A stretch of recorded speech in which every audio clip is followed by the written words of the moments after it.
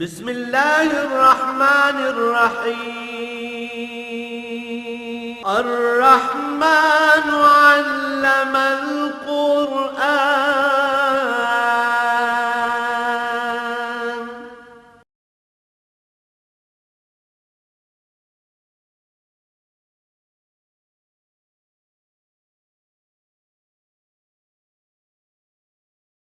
الحمد لله رب العالمين والصلاة والسلام على حبيبه محمد وآله وصحبه أجمعين. أعوذ بالله من الشيطان الرجيم. بسم الله الرحمن الرحيم. يا أيها الناس اتقوا ربكم الذي خلقكم من نفس واحدة وخلق منها زوجها وبث منهما رجالا كثيرا ونساء واتقوا الله الذي تساءلون به والأرحام إن الله كان عليكم رقيبا. وآتوا اليتامى أموالهم ولا تتبدلوا الخبيث بالطيب ولا تأكلوا أموالهم إلى أموالكم إنه كان حوبا كبيرا. وإن خفتم ألا تقسطوا في اليتامى فانكحوا ما طاب لكم من النساء مثنى وثلاث ورباع وإن خفتم ألا تعدلوا فواحدة أو ما ملكت أيمانكم ذلك أدنى ألا تعولوا. وآتوا النساء صدقاتهن نحلة فإن تبن لكم عن شيء منه نفسا فكلوه هنيئا مريئا. اللهم سبحانك لا علم لنا إلا ما علمتنا إنك أنت العليم الحكيم. مولاي صل وسلم دائما أبدا على حبیبک خیر الخلق کلہم. ارشاد باری پہ گزارشات پیش ہو رہی تھیں کہ اللہ کریم فرماتے ہیں کہ اس کی عظمت کا احساس رکھو اور اس خالق کل اور سارے جہانوں کو پالنے والے اپنے پروردگار سے معاملات درست رکھو جس نے تمہیں ایک نفس سے پیدا فرمایا. یعنی ساری انسانیت ایک وجود سے پیدا فرمائی گئی اور اس حد تک کہ خلق منہا زوجہا، حضرت آدم علیہ السلام کی اہلیہ محترمہ کو بھی، اماں حوا کو بھی ان کے وجود سے اس نے اپنی قدرت کاملہ سے پیدا فرمایا. وَبَثَّ مِنْهُمَا رِجَالًا كَثِيرًا وَنِسَاءً، پھر ان دونوں سے بے شمار مرد و خواتین دنیا میں پیدا فرمائے. جو انسانی نسل ابھی تک چل رہی ہے اور توالد و تناسل کا سلسلہ جاری ہے. انسانوں ہی سے پیدا ہو رہے ہیں جن سب کا بنیادی اور اصولی مرکز ایک ہے جو وجود ہے حضرت آدم علیہ نبینا وعلیہ الصلاۃ والسلام کا. اور یہ اس بات کا متقاضی ہے کہ جس اللہ کریم نے انسانوں کو ایک وجود سے پیدا فرمایا، حتیٰ کہ ان کی زوجہ محترمہ کو بھی الگ تخلیق نہیں فرمایا، تو ان انسانوں کو یہ احساس ہونا چاہیے کہ کوئی بھی شخص جو انسانیت کو تقسیم کرے گا، جو انسانوں کو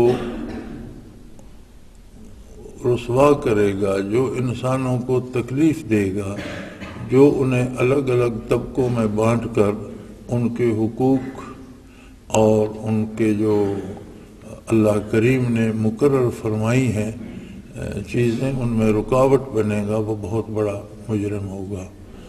انسان کو انسانی زندگی کا احساس ہونا چاہیے،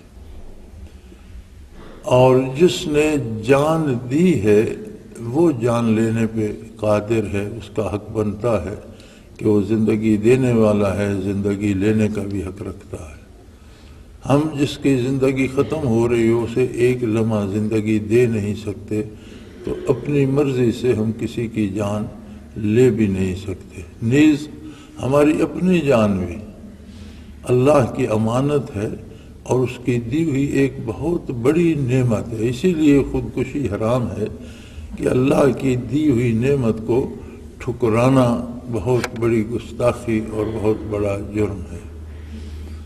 زندگی کی مشکلات کا حل زندگی کا خاتمہ نہیں ہے بلکہ مشکلات کا مقابلہ ہے، اور وہ مالک الملک جو زندگی دیتا ہے ان لوگوں کی حمایت کرتا ہے جو مشکلات کا مقابلہ کرتے ہیں، اور بعد عسر یسرا، مشکلات کے بعد آسانیاں بھیج دیتا ہے. یہی تو آزمائش ہے کہ اللہ کی دی ہوئی اس فرصت کو اور اس مہلت کو ہم اس کی اطاعت میں بسر کرتے ہیں یا اس کی نافرمانی کرتے ہیں. اور اگر اللہ کی کریم کی طرف سے کچھ مشکلات آ جائیں، حالات ایسے ہو جائیں کہ آدمی کمزور پڑ جائے، تو اس کا حل اللہ کی یاد ہے، اللہ کا ذکر ہے، اور اللہ سے مزید تعلق بڑھانا ہے. اللہ سے دعا کرے کہ میں کمزور ہوں، مجھ پر بوجھ نہ ڈالا جائے، میری مدد فرمائیے. تو وہ قادر ہے، چیزوں کی تاثیر کو بدل دیتا ہے، حالات کے نتائج کو بدل دیتا ہے. کیونکہ دنیا جو بھی کرتی ہے وہ ثمر مرتب نہیں کر سکتی، پھل اللہ کریم لگاتا ہے. جو لوگ محنت کرتے ہیں، نیکی کرتے ہیں، عبادت کرتے ہیں، بھلائی کرتے ہیں، ان پر بھی جو اجر مرتب ہوتا ہے وہ ان کے بس میں نہیں ہوتا. اللہ کریم اپنی مرضی سے دیتے ہیں اور اپنی شان کے مطابق دیتے ہیں. اور جو لوگ ناشکری کرتے ہیں یا جرم کرتے ہیں، اس پر بھی جو سزا ہے وہ اپنی مرضی سے دیتا ہے اور اپنی شان کے مطابق دیتا ہے. وہ کوئی توبہ کرے تو اسے معاف کر دیتا ہے، جسے چاہے بخش دے، جسے چاہے سزا دے. یہ اس کے قبضہ قدرت میں ہے. لہذا انسان کے لیے بہترین راستہ یہ ہے کہ دوسرے انسانوں کی بھلائی چاہے، ان کی زندگی کو مشکلات سے بچانے کی کوشش کرے، نہ کہ ان کو مصائب و تکالیف میں مبتلا کر دے. انسانی مزاج یہ ہے کہ ہر بندہ اپنی جگہ پر اپنے آپ کو بہت بڑا آدمی، بہت بڑا اہم سمجھتا ہے، اور دوسروں کو اپنے تابع کرنا چاہتا ہے، اپنی مرضی ان پہ مسلط کرنا چاہتا ہے، جو ہرگز درست نہیں ہے. بندے سارے اللہ کی مخلوق ہیں اور انہیں اللہ کی مرضی اور اللہ کی پسند و ناپسند کا خیال رکھنا ضروری ہے. ہاں، اللہ کے حکم سے کسی کی جان لی جائے، کسی کی جان لینے کا حکم وہ صادر کر دے، تقاضائے انصاف یہ ہو، اور اس کے لیے متعلقہ ادارے ہوتے ہیں. ہر فرد فیصلہ نہیں کر سکتا. اگر کوئی شخص قتل کرتا ہے اور ہم اسے دیکھ رہے ہیں تو ہم وہ طاقت نہیں رکھتے کہ ہم اس کو قتل کر دیں. اگر ہم اس کو قتل کر دیں گے، اگرچہ وہ قاتل ہے اور واجب القتل ہے، لیکن اسے وہ ادارے، وہ عدالتیں جو ترتیب دی گئی ہیں معاشرے میں، وہ تو اسے سزائے موت دے سکتی ہیں. ہم شہادت دے سکتے ہیں کہ ہمارے سامنے اس نے یہ جرم کیا، لیکن اگر ہم اسے قتل کر دیں گے تو یہ ایک اور قتل ہوگا اور ہمارے خلاف قتل کا مقدمہ بن جائے گا. تو ہر آدمی اپنی پسند سے یہ فیصلہ نہیں کر سکتا کہ انسانوں کو تباہ کیا جائے، انسانوں کو مارا جائے، انسانوں کی وسائل اور رسائل جو ہیں وہ بند کر دیے جائیں اور انہیں پریشان کیا جائے. اور پھر جب موقع بنتا ہے، ضرورت پڑتی ہے، تو اسی کے نام سے ایک دوسرے سے سوال کرتے ہو اور قرابت کے واسطے بھی دیتے ہو، رشتہ داریاں ڈھونڈتے ہو، تعلقات نکالتے ہو. تو رشتہ داری تو ساری انسانیت میں ہے. بحیثیت انسان مومن و کافر سب کے انسانی حقوق اللہ نے برابر رکھے. زندہ رہنے کا سب کو حق ہے. اب زندہ رہنے کے ایک حق میں بہت سی باتیں آ جاتی ہیں. اس کے رزق کے وسائل اس پہ بند نہ کیے جائیں، اس کے علاج معالجے کی سہولتیں نہ روکی جائیں، اس کے بچوں کی اور اس کی تعلیم کا جو نظام ہے وہ نہ روکا جائے، اس کی صحت کے جو وسائل و اسباب ہیں وہ نہ روکے جائیں. یہ سارے اہتمام ہر ایک کے لیے یکساں طور پر کیے جائیں بحیثیت انسان کے. اور اگر اللہ کی طرف سے کسی کو قتل کرنے کا حکم ہے تو وہ انسانی معاشرے میں جو ادارے ہوتے ہیں جو قوم اور ملک کی بقا کے اور اس کے انتظام و انصرام کے ذمہ دار ہوتے ہیں وہ ان کے ذمہ واجب ہوتا ہے کہ وہ عدل کریں، انصاف کریں، مجرم کو سزا دیں، بے گناہ کو احترام دیں. یہ ان کے ذمہ ہوتا ہے. اور یہ بات بھی یاد رکھو ان اللہ کان علیکم رقیبا، یہ بات بھی یاد رکھو کہ اللہ کریم تمہارے ہر عمل پر شاہد عدل ہے. ہر عمل کو وہ دیکھ رہا ہے، ہر بات کو وہ دیکھ رہا ہے، حتیٰ کہ جو خیال، جو فکر، جو سوچ تمہارے دل میں ابھرتی ہے، تمہارے دماغ کے اندر ہے، اللہ کریم کے سامنے سب کچھ کھلا ہے. سو بندے کو یہ دیکھنا چاہیے کہ میں جو الفاظ بول رہا ہوں یہ اللہ کے روبرو بول رہا ہوں، میں جو بات کہہ رہا ہوں یہ رب کریم کے روبرو کہہ رہا ہوں، اور جو کام کرنے چلا ہوں وہ اللہ کے روبرو ہے، جو سوچ رہا ہوں وہ اللہ کے روبرو ہے. اگر ایمان اس درجہ پختہ ہو جائے تو کسی کے واعظ کی ضرورت باقی نہیں رہتی، بلکہ انسان خود اپنی اصلاح کی فکر کرتا ہے. انسانوں میں ایک طبقہ بہت کمزور ہوتا ہے کہ اگر کسی کے والدین یا والد فوت ہو گیا اور بچے چھوٹے ہیں، یتیم رہ گئے. یتیم نابالغ بچوں کو کہا جاتا ہے. اگر کوئی بالغ ہو گیا اور اس کے بعد اس کا والد فوت ہو گیا تو وہ یتیم نہیں کہلائے گا، وہ خود مکلف ہے، ذمہ دار ہے، ہر کام کا خود مکلف ہے، معاشرے کا ایک بالغ عاقل فرد ہے، وہ یتیم نہیں کہلائے گا. ہاں بچپن میں بلوغت سے پہلے جن بچوں کے سر سے باپ کا سایہ اٹھ جاتا ہے وہ یتیم کہلاتے ہیں، اور اس حالت میں وہ کچھ کرنے کے قابل نہیں ہوتے، اپنا مال نہیں سنبھال سکتے، اپنا کاروبار نہیں سنبھال سکتے، خود اپنی دیکھ بھال کے دوسروں کے محتاج ہوتے ہیں. تو وہ عزیز و اقارب کے رحم و کرم پہ آ جاتے ہیں، رشتہ داروں کے بس میں آ جاتے ہیں. اور اگر ان کا والد ان کے لیے جائیداد یا مال چھوڑ کر گیا ہے تو ان کے ورثاء جن کے ذمہ وہ ہیں وہ ان کے حقوق کا تحفظ کریں. یہ نہ دیکھیں کہ اب یہ کمزور ہیں، کوئی پوچھنے والا نہیں تو ان کا مال کھا لیا جائے. نہیں، وَلَا تَتَبَدَّلُ الْخَبِيثَ بِالطَّيِّبِ، جو روزی محنت کر کے حلال ذریعے سے کماتے ہو اور جو پاکیزہ رزق ہے اس میں یتیم کا یا بے بس کا مال شامل کر کے اسے ناپاک نہ کرو. وہ تمہارے لیے حلال نہیں ہوگا. ناجائز طریقے سے کسی کا مال لینا بھی جائز نہیں ہے، اور پھر ایسے مجبور و بے بس کا مال لینا جو تمہارے رحم و کرم پر ہو یہ ہرگز کسی طرح مناسب نہیں ہے. اور ان کا مال اپنے مال میں ملا کر کھانے کی کوشش نہ کرو. شرعی قاعدہ یہ ہے کہ اگر آدمی خود اس کے وسائل ہوں تو بہترین طریقہ یہ ہے کہ کچھ اگر عزیز و اقارب یتیم اس کے ذمے ہیں تو اپنے مال سے ان کی بھی پرورش کرے اور ان کے مال کو بچائے. اگر اس قابل نہیں ہے تو اپنا گزارا اپنے مال پہ کرے اور ان کے اخراجات ان کے مال سے کرے. ہاں اگر بالکل کوئی بے بس ہے اور جیسے وہ یتیم ہے اور اس کے پاس بالکل کوئی مال نہیں، خالی ہاتھ ہے اور ان کی پرورش کرتا ہے تو پھر جیسا کھانا ان کو دیتا ہے اس طرح کا مناسب جو ہے اخراجات اپنے بھی کر سکتا ہے. اگر مجبور ہے، بے بس ہے اور اس کے پاس ذرائع نہیں ہے تو اس کے لیے جواز ہے، لیکن اسے ضائع نہیں کر سکتا، اس سے عیاشی نہیں کر سکتا، فضول خرچی نہیں کر سکتا. یہ نہیں ہو سکتا کہ ان کی دیکھ بھال پہ کم خرچ کرے اور موج میلے پہ زیادہ اڑا دے.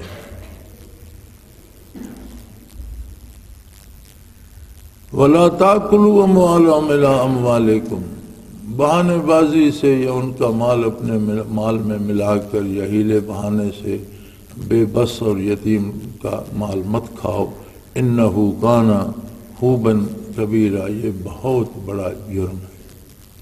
کسی کا مال کھانا بھی جرم ہے۔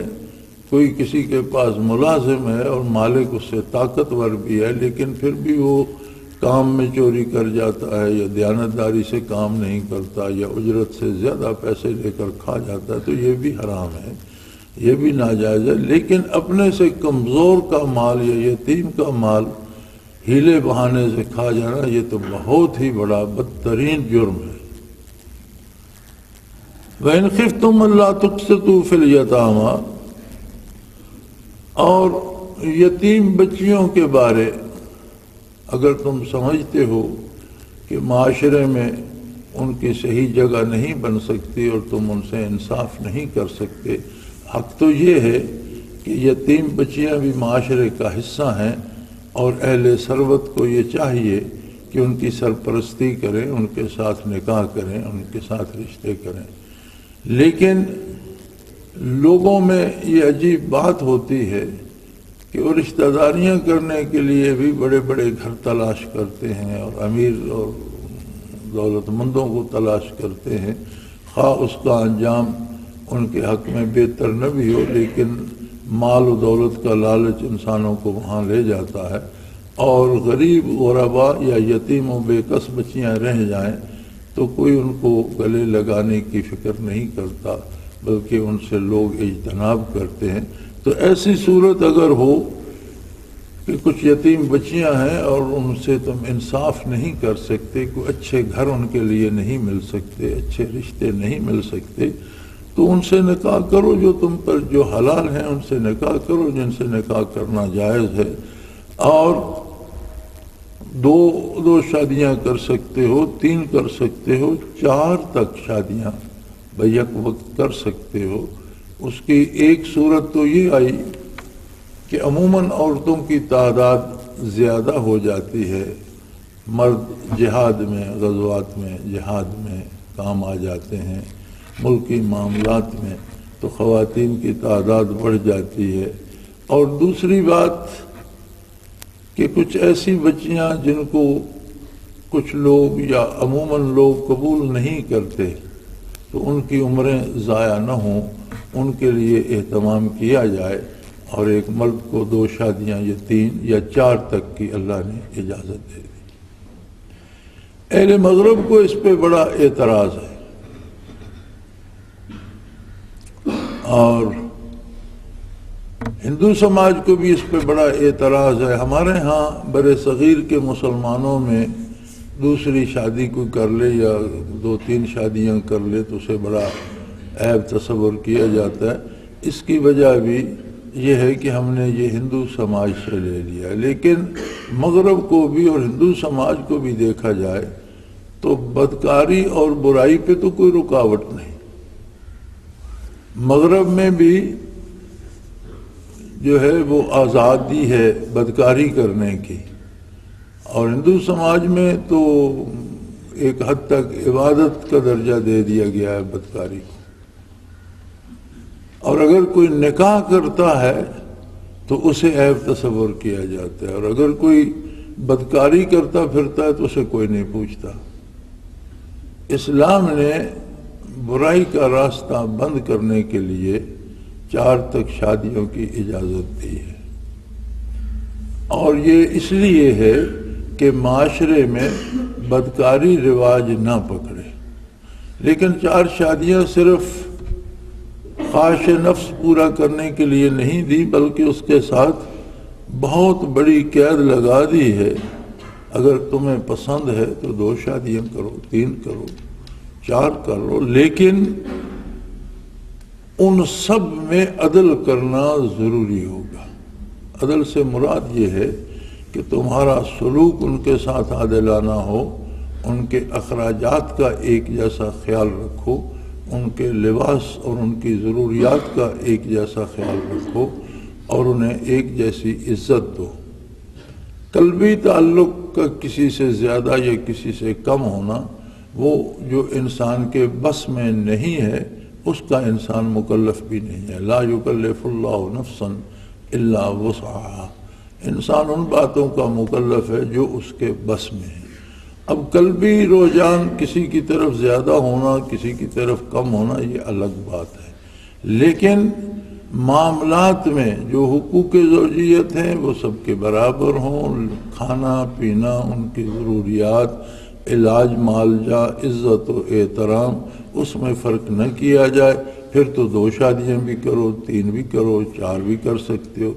لیکن فَإِنْ خِفْتُمْ أَلَّا تَعْدِلُوا، اگر تمہیں یہ خطرہ ہو کہ تم یہ عدل نہیں کر سکو گے، میں برابری نہیں رکھ سکو گے، ان سب کو خوش نہیں رکھ سکو گے. بعض دفعہ یہ ہوتا ہے کہ ایک شخص کی 2 3 4 شادیاں ہیں، اب وہ سب کے حقوق ہے اور وہ اس کا معاملہ سب کے ساتھ ایسا ہوتا ہے کہ سب اس کے ساتھ خوش ہیں، راضی ہیں، تو درست ہے. لیکن اگر یہ بات ہو کہ ایسا بہت مشکل ہے اور میں سب کے اخراجات ایک سے نہیں دے سکوں گا، سب کے ساتھ ایک جیسا احترام کا سلوک نہیں کر سکوں گا، یہ سب کا تحفظ نہیں کر سکوں گا، یا ان کے علاج معالجے میں کوتاہی ہوگی یا کسی طرح سے کمی ہوگی، تو پھر ان خفتم اللہ تعدلوا، اگر یہ خطرہ ہو کہ تم عدل نہیں کر سکو گے تو فواحدہ، پھر ایک ہی شادی کی اجازت ہے، پھر ایک سے زیادہ شادیاں مت کرو. اس پہ بھی اس پہ بہت سی باتیں کی گئیں اور اس پہ کتابیں تک لکھی گئیں بعض لوگوں نے، لیکن حق یہ ہے کہ یہ شرط اپنی جگہ موجود ہے. اور اگر شرط فوت ہو جائے تو مشروط بھی فوت، اذا فات الشرط و فات المشروط، جہاں سے شرط غائب ہو جائے وہاں مشروط کا وجود بھی نہیں ہوتا.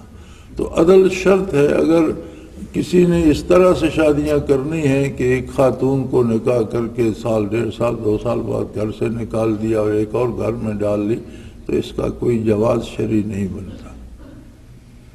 اگر وہ پسند نہیں ہے یا اس سے گزارا نہیں ہوتا تو اس کے ساتھ فیصلہ کرے، مناسب طریقے سے اس کے رشتہ داروں سے، اس کے ماں باپ سے بات کرے، اپنے رشتہ داروں سے بات کرے، جو اختلافات ہیں ان کو ختم کرنے کی کوشش کرے. لیکن اگر ایسی صورت ہے کہ اختلافات بھی ختم نہیں ہوتے اور اسے نہیں رکھ سکتا تو پھر دوسرا راستہ طلاق دے دے اور شادی کر لے. لیکن اگر خاتون کو پہلی بیوی کو بھی رکھنا ہے اور شادی بھی کرنی ہے تو پھر اس کے لیے ضروری ہے کہ عدل کرے، اس کے حقوق کا بھی تحفظ کرے، اس کو رنجیدہ خاطر نہ کرے، اور اس کے جتنے وسائل اور ذرائع ہیں زندگی کے اس تک پہنچائے، اس کا احترام بھی کرے. تو 2 شادیاں کرے، 3 کرے، 4 کرے، لیکن اس شرط کے ساتھ. اور اگر یہ خوف ہو کہ میں عدل نہیں کر سکوں گا تو پھر ایک ہی شادی، پھر دوسری شادی نہ کرے. او ما ملکت ایمانکم، یا وہ خواتین تم پر حلال ہیں جو مال غنیمت میں آئیں اور کنیزیں بن کر تقسیم ہوئیں. اگر تمہارے پاس کوئی کنیز ہو تو وہ تم پر حلال ہے. لیکن کنیز اور بیوی میں بہت فرق ہے. کنیز بغیر نکاح کے حلال ہوتی ہے. اور یہ جو ایک رواج ہے کہ لوگ قیمتاً بیٹیاں بیچ دیتے ہیں، اور کچھ لوگ چاہتے ہیں کہ ہم خرید لیں اور اسے نوکرانے کے روپ میں خرید لیں، لیکن اسے بیوی کی جگہ بھی استعمال کریں، اس کا کوئی جواز نہیں ہے. بنیادی طور پر انسان کو بیچنا حرام ہے. نہ والدین اولاد کو بیچ سکتے ہیں، نہ کوئی باپ یا بھائی بہن یا بیٹی کو بیچ سکتا ہے، اور اس کی اجرت لے کر کھانا یہ حرام ہے، یہ جائز نہیں ہے. اور اس طرح کوئی جواز نہیں ہے. پچھلے دنوں ایک آیا تھا سوال میرے پاس، لاہور میں کسی مولانا نے یہ فتویٰ دیا کہ جو لوگ اپنی اولاد بیچ دیتے ہیں، اگر وہ بچیاں خرید لی جائیں یا ان سے جو خریدتے ہیں وہ آگے بیچ دیتے ہیں، تو اس طرح کی جو خاتون خرید لی جائے وہ بطور کنیز رکھی جا سکتی ہے. تو میں نے انہیں بتایا کہ یہ تو انسان کی فروخت بنیادی طور پر جائز ہی نہیں ہے. بردہ فروشی حرام ہے اسلام میں. کوئی انسان کو بیچ نہیں سکتا.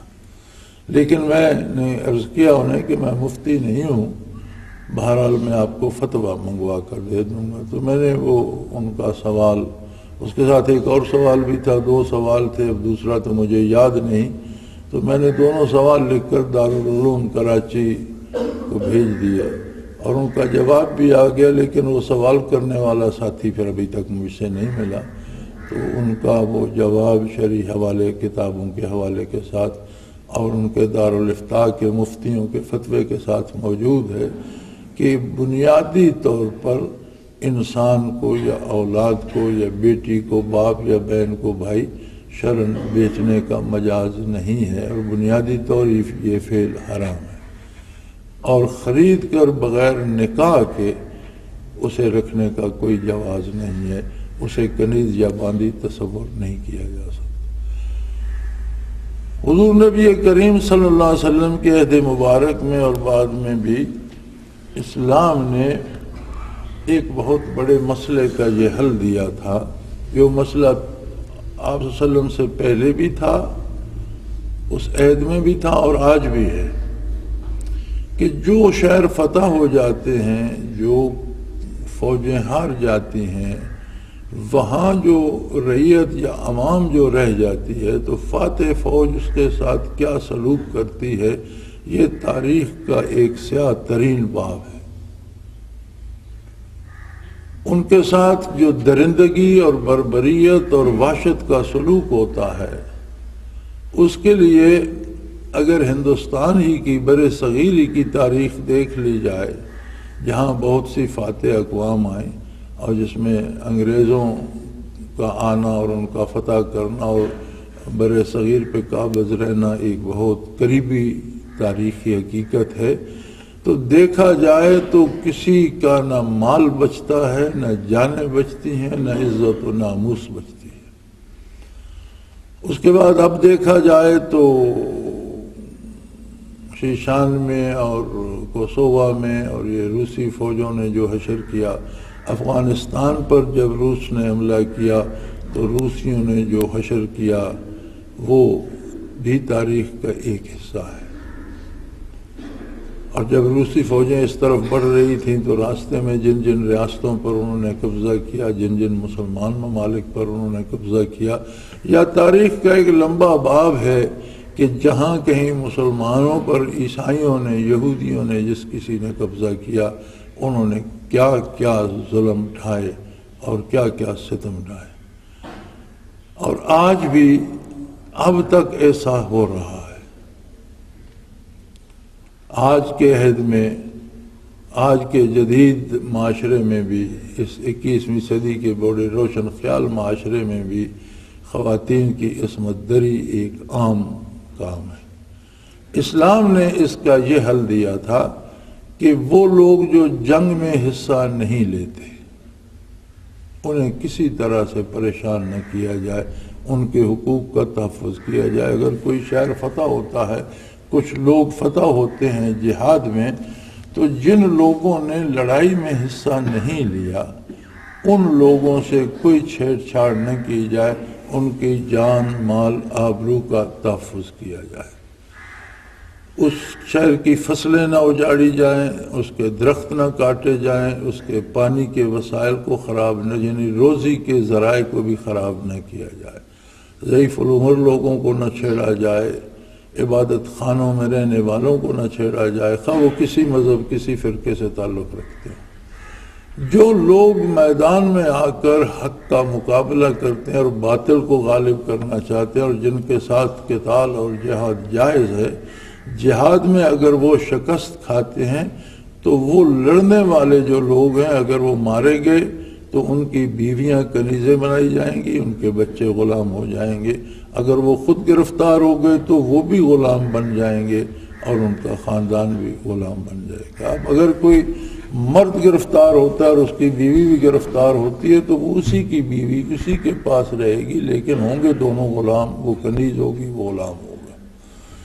ایسی خواتین جو بیوہ ہو جاتی ہیں یا کواری بچیاں ہوتی ہیں اور وہ قید میں آ جاتی ہیں تو وہ ہر ایک ان کی عزت سے نہیں کھیل سکتا، بلکہ اسلام نے یہ ایک خوبصورت طریقہ دیا کہ وہ مال غنیمت میں جس طرح مجاہدین پہ غنیمت تقسیم ہوتی ہے اسی طرح ان کو تقسیم کر دیا جائے، اور وہ اس ایک بندے کے لیے حلال ہوں گی جس کے حصے میں وہ آئیں گی۔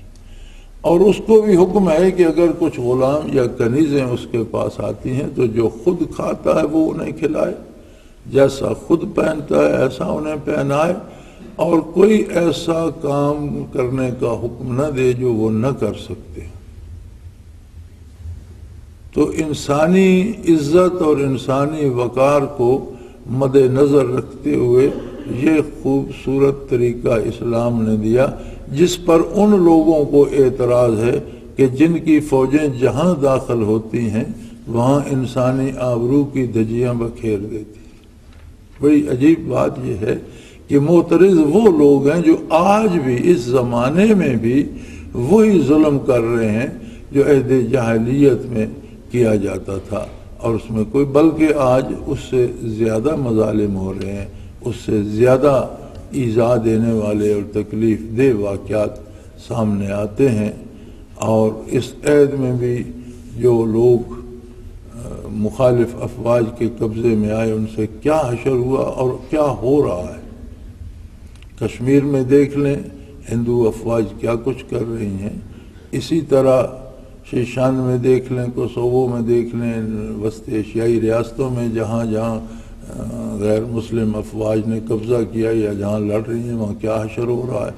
دوسرے ممالک میں عراق وغیرہ میں دیکھ لیں جہاں جہاں غیر مسلم قابض ہوتے ہیں وہاں کیا حشر ہوتا ہے۔ اور اس کے مقابلے میں اسلام نے ایک پروقار، ایک باعزت اور ایک مناسب حل دیا، اس پہ اعتراض ہوتا ہے، اور جو ظلم خود کرتے ہیں اسے کوئی شمار نہیں کرتا۔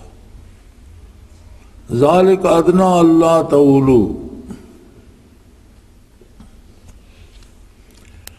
یہ ایسا فیصلہ ہے کہ جو زیادتی نہ ہونے کے قریب تر ہے۔ ادنیٰ اللہ تعولو یعنی یہ کہ کسی سے زیادتی نہ ہو، اس زیادتی کو روکنے کا مستحسن فیصلہ یہی ہے جو اسلام نے عطا فرمایا۔ وَآتُوا النِّسَاءَ صَدُقَاتِهِنَّ نِخْلًا، پھر جن لوگوں سے تم نکاح کرتے ہو، شادی کرتے ہو، ان کے مہر مقرر کرتے ہو، تو وہ مہر خاتون کی ملکیت ہوتا ہے۔ حق مہر میں ایک بہت خوبصورت انداز اسلام نے دیا ہے۔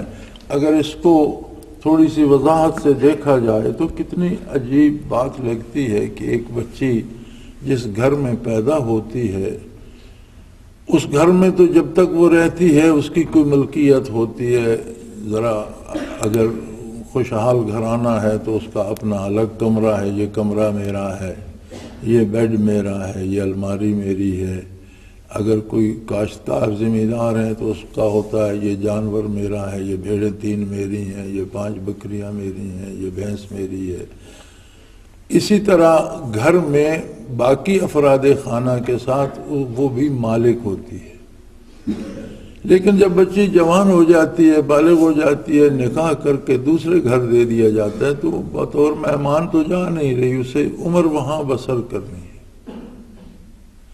تو اسلام نے ایک خوبصورت انداز دیا ہے کہ حق مہر مقرر کیا جائے جو اس کی ملکیت ہو، کہ وہ وہاں مالک بن کے جائے، مہمان بن کے نہ جائے۔ اور حق مہر ہر شادی کرنے والی کی حیثیت کے مطابق ہونا چاہیے، جیسی اس کی حیثیت ہے ویسا ہونا چاہیے۔ تو کوئی اگر اسے زمین کا ٹکڑا دے دیتا ہے یا ایک مکان دے دیتا ہے یا کوئی زیور دے دیتا ہے یا نقدی دے دیتا ہے تو جو بھی دیتے ہو وہ خوش دلی سے اسی کو دے دو، تاکہ اس نئے گھر میں جس میں اس نے عمر بسر کرنی ہے، والدین کو چھوڑ کر آئی، بہن بھائیوں کو چھوڑ کر آئی، خاندان کو چھوڑ کر آئی، تو وہاں مہمان بن کر نہ آئے، مالک بن کر آئے۔ یہاں لوگوں کو بڑی شریعت یاد آتی ہے۔ جب نکاح کی باری ہے کہتے ہیں جی حکمار شرعی ہوگا. بھئی شرعی کیا ہے؟ یہ شرعی 32 روپے 4 آنے، 32 روپے 8 آنے حکمار ہے وہ ہوگا. جس زمانے میں 32 دینار یا 32 درہم حکمار ہوا کرتا تھا، اگر اس زمانے کے ان دینار و درہم کو آج کی جو کرنسی ہے اس کے ساتھ ان کا موازنہ کیا جائے تو شاید کروڑوں میں بن جائے. آج سے 1450 سال پہلے کی کرنسی کو لیں اور اس زمانے کے 32 درہم لیں اور ان کو آج کی کرنسی سے اگر آپ دیکھنا چاہیں تو شاید وہ آج کے زمانے میں تو کروڑوں میں چلا جائے. لیکن یہاں شریعت انہیں صرف 32 روپے سے آگے نہیں بڑھنے دیتی. یہ کوئی شرعی مار نہیں ہے. اگر اس کے وارث اور خاتون راضی ہو جائے تو معمولی رقم پہ بھی نکاح تو درست ہو جائے گا. ابھی اس کی مرضی کہ اس نے تھوڑی رقم پہ قبول کر لیا، لیکن حق یہ ہے کہ صاحب جیسی شادی کرنے والے کی حیثیت ہو اس لحاظ سے حق کے مار ہونا چاہیے. اور پھر اگر بہت کم بھی دے تو مناسب یہ ہے کہ جس معیار کی اس کی زندگی ہے کم از کم اس معیار کا 1 مہینے کا خرچہ تو ہو. تو ہر آدمی کا ایک آدمی 5,000 میں مہینہ گزار لیتا ہے اور ایک آدمی 50,000 میں مہینہ نہیں گزار سکتا. ہر آدمی کا سٹینڈرڈ اپنا ہے. تو اپنے سٹینڈرڈ کے مطابق، اپنے معیار کے مطابق اگر کم بھی دیتا ہے تو کم از کم 1 مہینے کا خرچ تو ہونا چاہیے. اور پھر وہ خوش دلی سے دو. یہاں سارے پاؤں لگا کر جم جاتے ہیں کہ نہیں جی بس مار کا ٹوٹل پورا کرنا ہے، ایک شرط ہے شرعی جو پوری کرنی ہے. ہر حکم شرعی کے پیچھے کچھ مقاصد ہیں اور اس کے پیچھے ایک مقصد تو یہ، اللہ جانے کتنے مقاصد ہیں، لیکن ایک مقصد تو یہ بھی ہے کہ وہ اس گھر میں بطور مہمان نہیں آ رہی کہ اس نے ہفتہ رہنا ہے، 3 دن رہنا ہے اور پھر چلے جانا ہے. اس نے وہاں عمر بسر کرنی ہے. تو عمر بسر کرنے کے لیے جس نئے خاندان میں یا نئے گھر میں ایک بچی آ رہی ہے اس میں اس کی بھی ملکیت ہونی چاہیے. کوئی چیز اسے بھی دو کہ وہ اس خاندان کا ایک حصہ بن جائے ان کی ملکیت میں. اور جو مقرر کرو وہ خوش دلی سے دو، اسے چٹی یا جرمانہ نہ سمجھو. فَإِن تِبْنَ لَكُمْ عَنْ شَيْءٍ مِّنْهُ نَفْسًا فَكُلُوهُ هَنِيًّا مَرِيًّا. ہاں یہ خاتون کی مرضی ہے کہ وہ اس میں سے معاف کر دے، وہ تھوڑا لے کر راضی ہو جائے، وہ اپنا اس کے مطابق نہ لینا چاہے، تھوڑے پہ راضی، تو یہ اس کا اختیار ہے. پھر آپ وہ مال و دولت کھا پی سکتے ہیں. وآخر دعوانا ان الحمدللہ رب العالمین. اللہ اللہ اللہ اللہ اللہ اللہ اللہ اللہ.